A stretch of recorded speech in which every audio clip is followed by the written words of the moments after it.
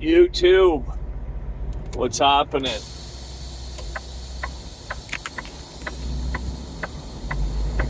Good morning.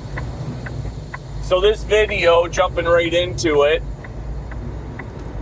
is a video about the Winter Storm Texas 2021. For those of you who heard about it, that's one thing. For those of you who are in it, like myself, a completely different story. So picture yourself December 2021, just before Christmas. You're making your way south, and you hit the Arkansas Texas border, and coming down whatever that is there, 30 or 35, I can't remember. Anyways, you're coming through Texarkana, and you hit Texas, right? And everything's fine. And then you get about another 60 miles into Texas, and the interstate becomes a sheet of ice. And when I mean a sheet of ice, I don't mean a thin sheet. I mean about like 2-3 inches of ice on the interstate. The interstate becomes a parking lot. This was at about 4 a.m. 4 a.m. I hit the ice storm. And what do you do in a situation like that? Well, I'll tell you what I do. Is the first thing I do is I start looking for parking, and I also I was pulling a reefer at the time, so I'm making sure, I've got reefer fuel. I making sure I got fuel in the truck. I didn't have an APU. I've never had an APU. I did have a bunk heater, but you still need fuel to run a bunk heater. So, anyways, you start like going into, at least I started going into like, let's get prepared for this, right? Pull up we knew that there was a storm coming, but nobody, and I mean nobody, not even the meteorologists, assumed it was going to be that large and that bad. And what I mean by large is, I mean from like Dallas, Fort Worth, all the way down to San Antonio was a parking lot and a sheet of ice. Okay. Now, thinking about Texas doesn't get that kind of weather, right? So talk about the infrastructure. Talk about the homes not being insulated. Talk about the fuel pumps not being insulated. Talk about no snow plows, no ice trucks, salt trucks, nothing. Combination of ice and snow, and nobody was prepared for it. I made my way to the first Loves there, and I can't remember the name of it, but it's the first Loves, and it's a small Loves. There's probably parking for about 50 trucks. There's only 4 pumps, and when I pulled in there at 4 a.m., it was a parking lot. They were already piled up onto each other. I managed to get a spot. We were parked, 4 or 5 wide, right in front of the fuel pumps. The fuel pumps weren't running anyway. They had froze, right? So nobody was getting any fuel at that time. Get parked and hunkered down and hope for the best. About 2 hours later, I get a knock on my sleeper, as if the truck's on fire. If you're a truck driver, you know what kind of knock I'm talking about. The kind of knock that, it's an emergency knock, right? So I fly up out of the bunk. Keep in mind, I had just fallen asleep probably half hour or so before, right? We're going back a couple years now, so. But like I said, it was 4 a.m. About 6 a.m., I get this emergency knock on the sleeper. I open up the curtain and I look out my driver's, my driver's door window, and it's this guy who's completely distraught, and he is demanding that I move my truck because he needs reefer fuel. So I said to him, okay, no problem. I was pissed at the knock, right? Nobody wants to be woke up like that. So, I was probably giving him the yeah, okay, that's it? That's why you're knocking on my sleeper like that? Because you need me to move? What about the other 6 trucks that you need to move before you can get to the pumps, right? That was my attitude, and I'll be completely transparent like that, right? But what I did do was I said, okay, no problem. Are you going to get the other trucks to move? And are the pumps working? Because when I pulled in there at 4 a.m. I was going to hunker down, but I was going to fill everything up before I did. Pumps weren't working. He said, yeah, the pumps are back working. Okay. I didn't know. I was going to take his word for it, but it seemed to me like that would be odd that the pumps miraculously started working, right? Now, in saying that, it's besides the point. If he needs to, make his way to the pumps for reefer fuel, I'm pulling a reefer trailer. I understand how imperative it is to have reefer fuel, right? So he walks away and he goes and gets the attention of the driver next to me and the driver behind me, and we're boxed in, right? So he was parked legally. I'll say that. He was parked in a parking spot. He probably got there just before the storm or whatever. I don't know. So here he is, and there's a couple trucks moving, and I realize, okay, I could start to, I can't move forward. He can't find the driver for the truck ahead of me and another one, whatever. But if I can back up enough, he can pull kind of straight forward and into the pumps.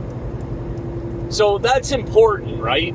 That piece of information. Like he'd be able to, if I can get backed up enough, he can kind of make his way around. So I start backing up, and at that point,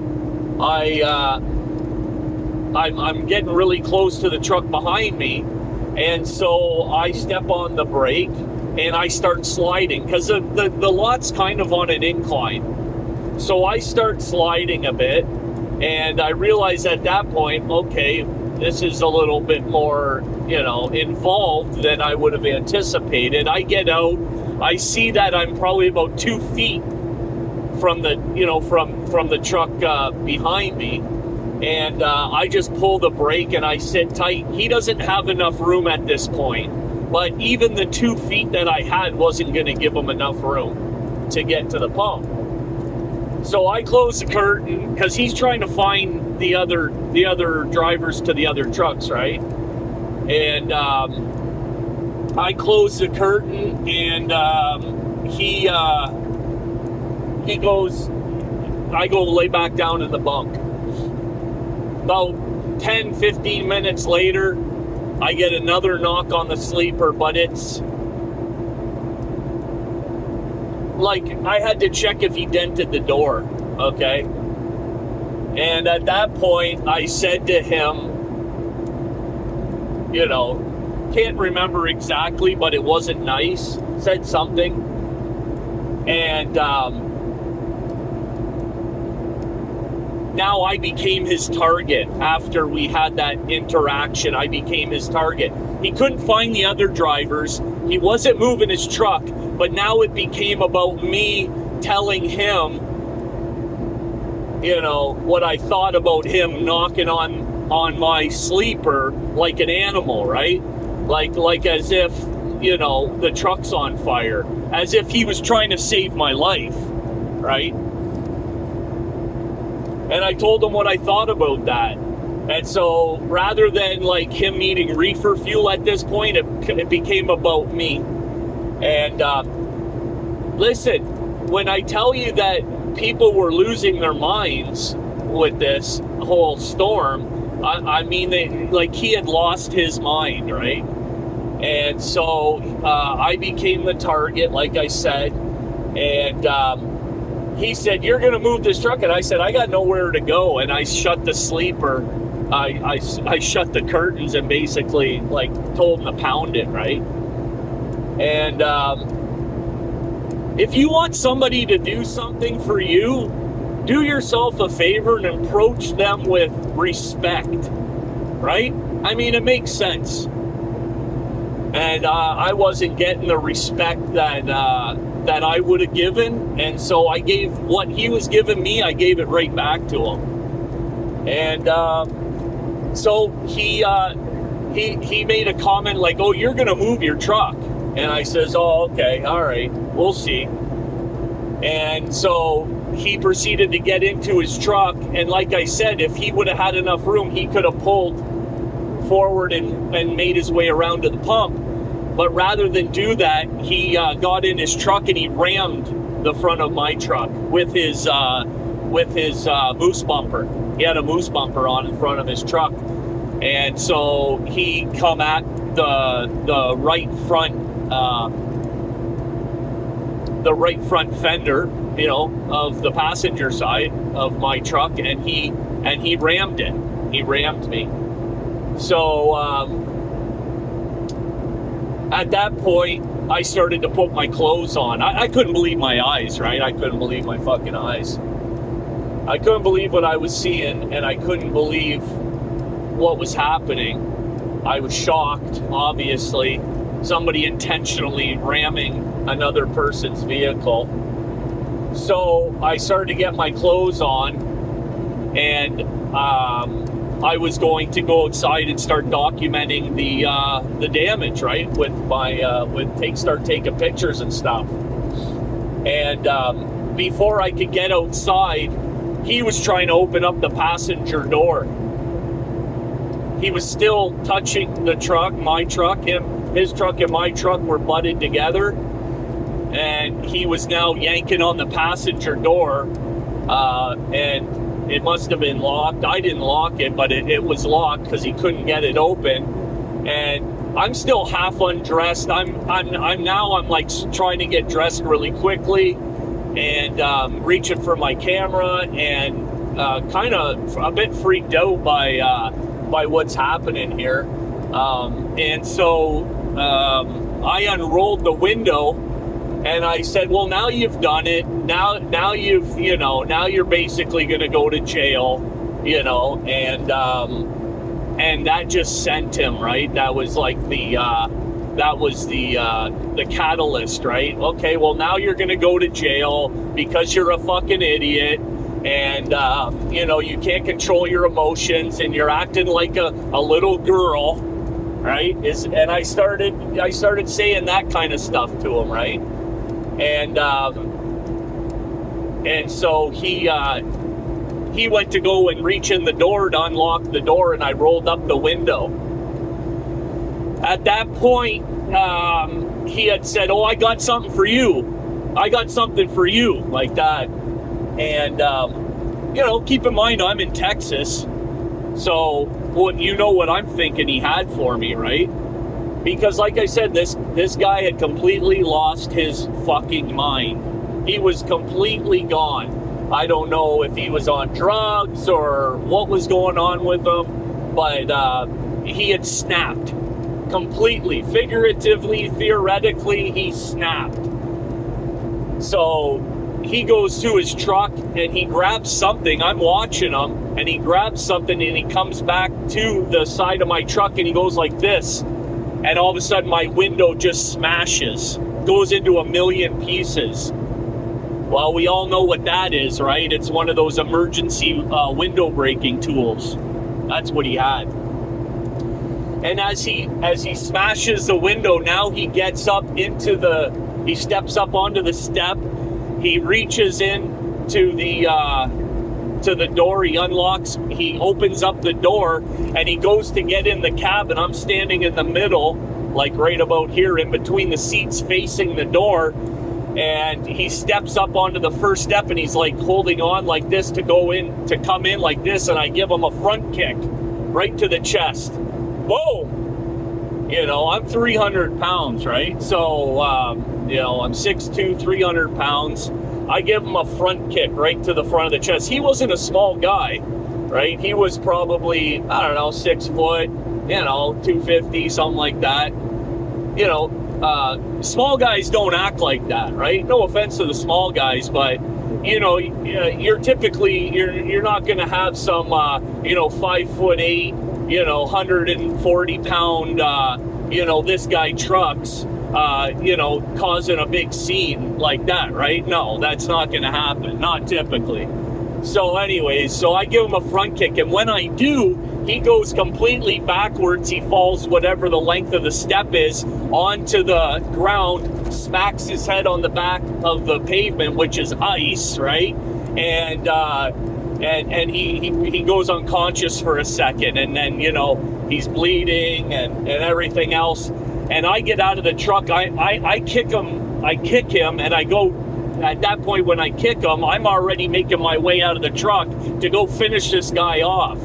Like I don't know, I don't know what's going on, but now my life's being threatened, and I'm gonna go and I'm gonna dispatch this individual. Right? I'm just gonna finish this off. I don't want to deal with it no more. I'm gonna get down there, and I'm just going to do whatever I'm gonna do. Right?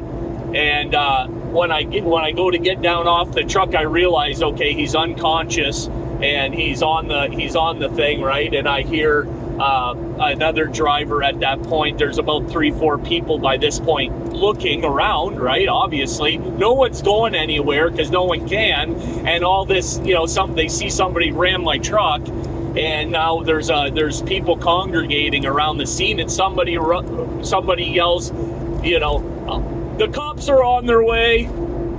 The cops are on their way. Somebody called the cops, right? So I look around, and at that point, like I said, I'm in shock. I am. I'm literally in shock.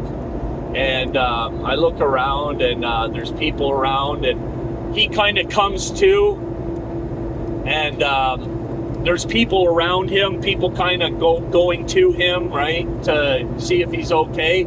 And he goes to get up, and I just said, hey, keep him away from me, right? Like keep that guy away from me.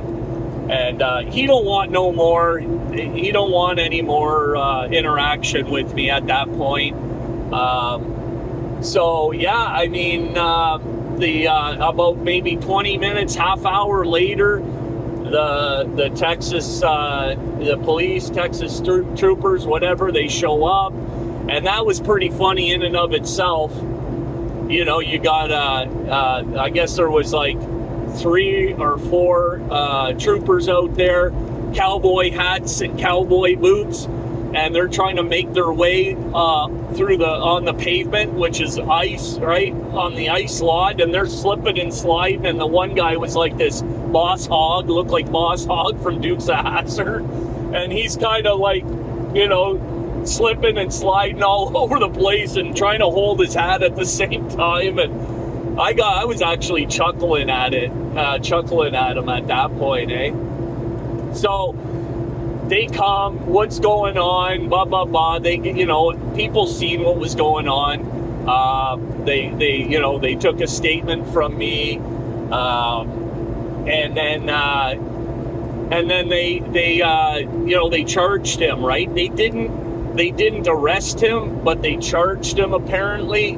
And I don't even have any receipts to back that up, but they, handed him, I guess it was a summons, and told him to beat it, right? Asked him if he needed medical attention and all that. And actually, that's right too. The paramedics were called.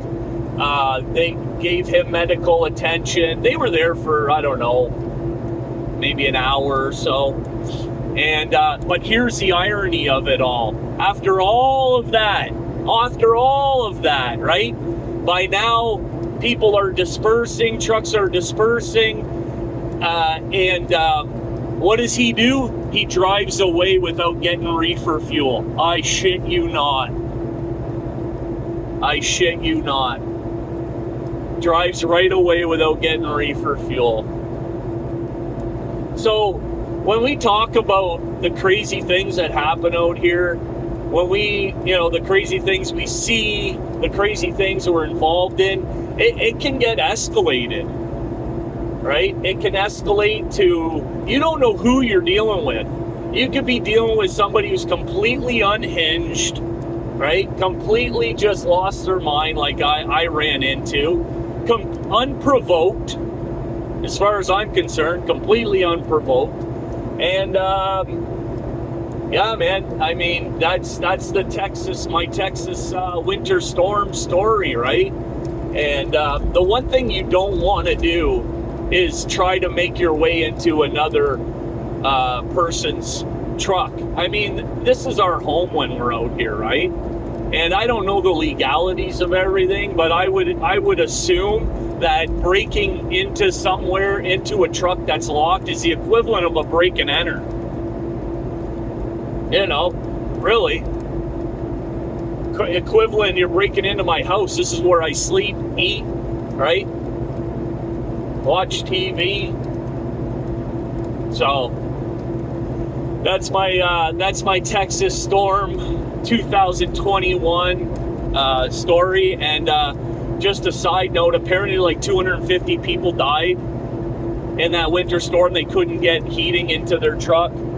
They couldn't get or into their homes. It was a mess. So anyways, I hope you guys enjoyed that story. Catch you on the next one. Please subscribe to Driver's Lounge. Hit that notification bell and tune into the next video. All right, Driver's Lounge over and out.